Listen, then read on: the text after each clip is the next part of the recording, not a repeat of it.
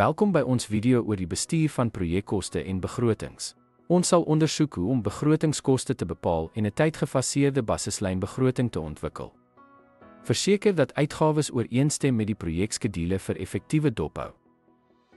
Om te begin, definieer en skat alle projekkoste, insluitend beide direkte en indirekte uitgawes. Hierdie omvattende benadering verseker dat elke finansiële aspek van die projek in ag geneem word. Van die begin af. Verdeel vervolgens hierdie beraamde koste oor verskeie aktiwiteite, hulpbronne en fases. Hierdie kostetoewysing is van kritieke belang om te verstaan waar fondse benodig word en help om die projek se finansiële hulpbronne effektief te beplan.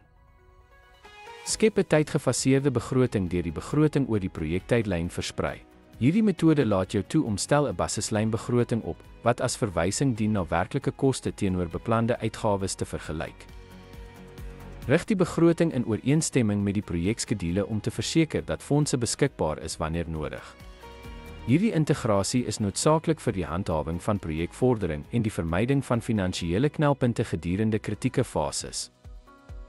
Gebruik verdiende waardebestuur (FM) om beplande en werklike koste te vergelyk. FM bied insigte in projekprestasie en help om te bepaal of die projek op koers is in terme van tyd en begroting.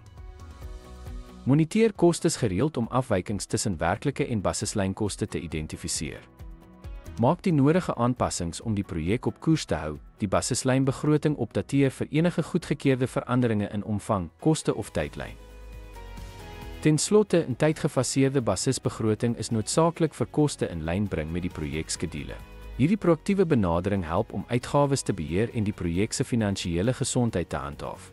Dankie vir die kyk.